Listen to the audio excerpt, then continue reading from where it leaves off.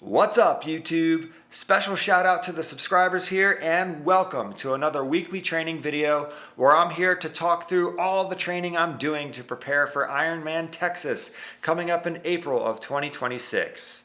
In today's video, I'm going to talk about how my training went last week, talk about the training I have scheduled for the coming weeks ahead, and also talk about a really exciting new training tool that I have here, a brand new indoor bike training setup that I'm so excited to finally have. It's something I've wanted to invest in for a long time, and I did two rides on it last week.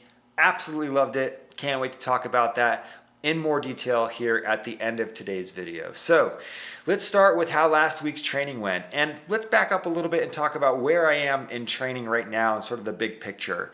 I did a sprint distance race on September 20th, so about 2 weekends ago, and after that race, I really started to question some of the goals I had laid out for the rest of my season here in 2025. Originally, I had planned on racing another 70.3 distance triathlon, so a half Ironman distance race in November, but after this race in Texas City, I talked with my coach, and I really felt like I was in a place where I wasn't ready to ramp up specifically the running training volume in order to prepare for a 70.3. It was a pretty quick conversation. My coach was very supportive.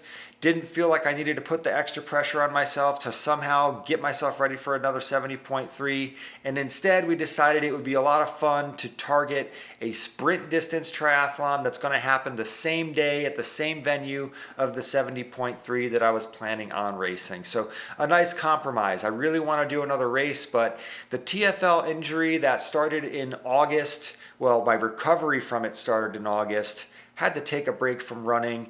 I've really been, I don't want to say struggling, but my run volume right now is less than 10 miles per week. I'm very happy to be running again in general, but I don't really have, in my opinion, the time to prepare to get ready to race a 13.1 off the bike type of running. Not quite ready to get ready for that.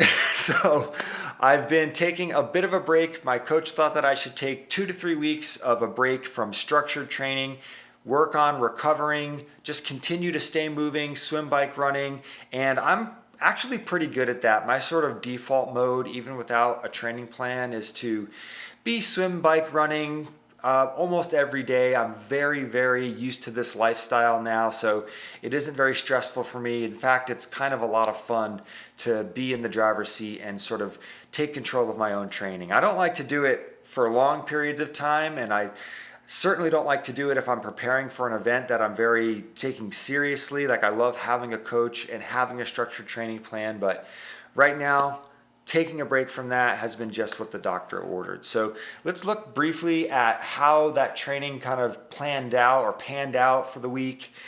On Monday, I went and swam 2,000 yards. I also did some yoga. On Tuesday, I think the biggest takeaway from my training last week is I got started on another structured training plan. This one is a all-season, 5-day per week strength training plan from WUCAR, the same coach that I worked with for my 12-week strength training program over the summer.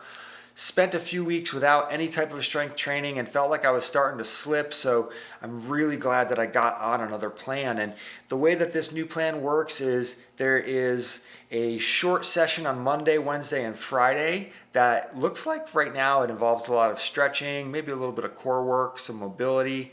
And then on Tuesday and Thursday, there are some more strength. It's not just a 30-minute, it's more of a full hour, full body cycling strength program. So last week I was really, really happy. If you look here, there is a strength training, every single day here on Tuesday, on Wednesday, on Thursday, on Friday, on Saturday. I did a little bit of strength training every day last week, and I'm really hoping to keep that momentum going because I think it's really important. So also on Tuesday, I did a 45-minute, 55-minute Zone 3 cadence ride that felt really hard. I was actually considering that I may have been working too hard on Tuesday. It was pretty tough. My rate of perceived exertion was pretty high on that one.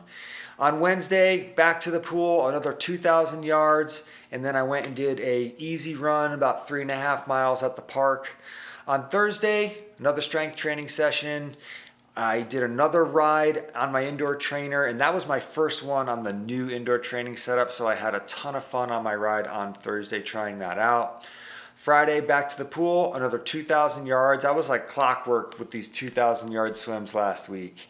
I really want to make sure that I keep that weekly swim volume up. I just feel a lot better overall as a triathlete, as an athlete, whatever. I just feel a lot better when I'm swimming frequently, especially when I'm averaging more than 8,000 yards per week. I love the way that feels. So 6,000 yards in the pool last week, that feels really good. I'm glad that I swam 3 times. Saturday, more running, but I kept it really short, just 3 miles, about 8:15 pace, did some pull-ups, did some push-ups. And then Sunday, got on my brand new training setup and did a nice long training ride. Ended up doing a little under 2 hours, 32-mile ride. Really enjoyed that, and I'll dive into a little bit about why here in a sec when we talk about that trainer. So brief, the way that I see the rest of the next couple weeks playing out for my training, probably going to take at least 1 more week without any structure, continue working on that strength program, swim, bike, and run as I feel for the remainder of this week, circle back with my coach, and maybe get back on some more structured training next week. So now I want to talk about this new bike training setup. I do plan on doing like a more full in-depth unboxing and sort of initial impressions video where I talk through all the things about the trainer in a little bit more detail. But for now, oh my gosh, this is the new Garmin TacX Alpine front mount system. It goes up, it goes down. This is a new product, and I'm pairing it up with the Garmin Neo 3M trainer. So both of these are new pieces of equipment for me. The trainer is very advanced. It has a lot of really cool features. It can simulate the road feel, and the way that this thing moves back and forth and tilts left and right. You have all this freedom on the saddle to move around.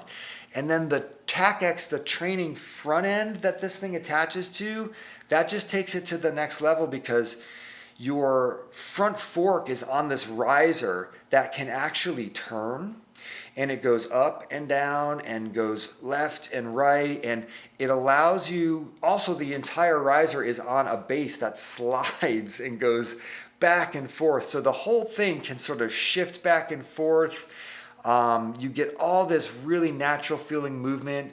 I got out of the saddle at one point and it felt great, and I just got to tell you, shifting gears, adjusting with the ups and downs of the road and Zwift, I am absolutely loving this trainer so far. So that's really been sort of the biggest development around here, that trainer, and the way that I've set it up here to do some live broadcasts of rides here on YouTube. I'm really excited about that. So if you have any interest, you can check out, I've already put a few of these rides up on YouTube. I plan on doing at least 1 or 2 a week where I'm broadcasting live using this new training setup. So definitely check that out if you have any interest to see that new trainer sort of in action.